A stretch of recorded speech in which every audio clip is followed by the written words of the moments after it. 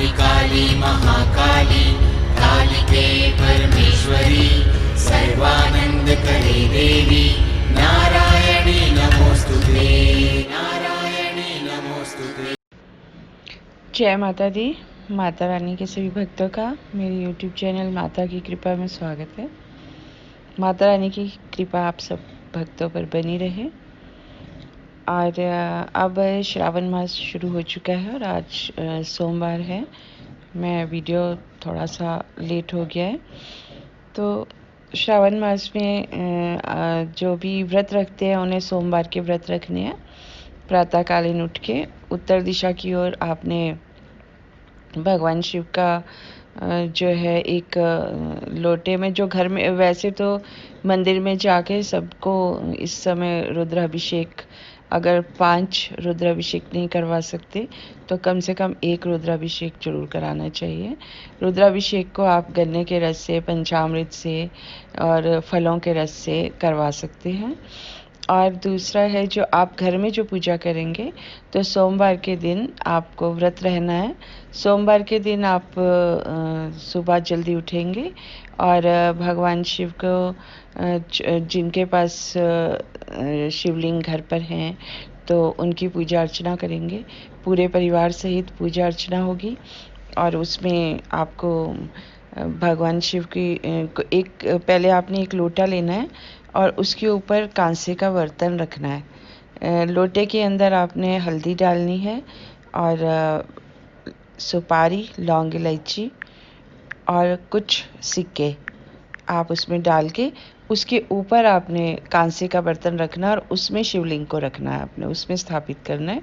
उसी में आपने स्नान वगैरह जो भगवान का करना है, बेलपत्री चढ़ानी है, उससे पूजा करिए। आप उनकी पंचामृत से स्नान कराएं और गन्ने के रस से स्नान कराएं, अभिषेक करें उनका और चंदन लगाएं उनको, भभूत लगाएं उनको और नाग केसर चढ़ाएं और उनको चमेली का इत्र लगाना है। तो इस तरह करके आप भगवान शिव की घर पे पूजा करिए। बेलपत्र और चढ़ाने हैं उनको। तो इस तरह से आपने घर में पूजा करनी है। और जो भी आपको मैं 2-3 मंत्र बताती हूँ भगवान शिव के, आप उनके सामने बैठ के तो ये मंत्र जाप करें। ओम हुम अघोराय हुम फट स्वाहा। और दूसरा मंत्र बता रही हूँ आपको मैं, ओम साम सदा शिवाय नमः। तो जो ये श्रावण मास में लक्ष्मी जी के लिए भी बहुत ही मायने रखता है श्रावण मास। तो इसके लिए सावन मास के महीने में सोमवार और शुक्रवार की बहुत महत्ता है। इस दिन लक्ष्मी जी की पूजा करने से देवी लक्ष्मी की कृपा आप पर सदैव बनी रहती है। सावन का महीना मूल रूप से शिव और शक्ति के युगम का महीना है, अर्थात पौरुष और प्रकृति का मिलन।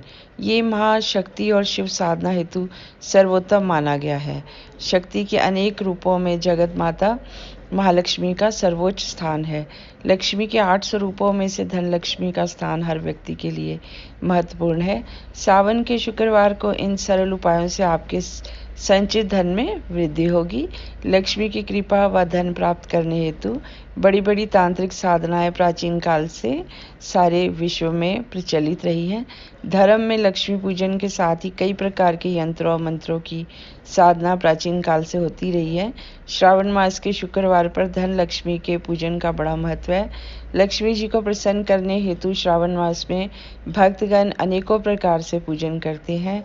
देवी लक्ष्मी किए गए विधिवत पूजन से जल्दी प्रसन्न होती हैं।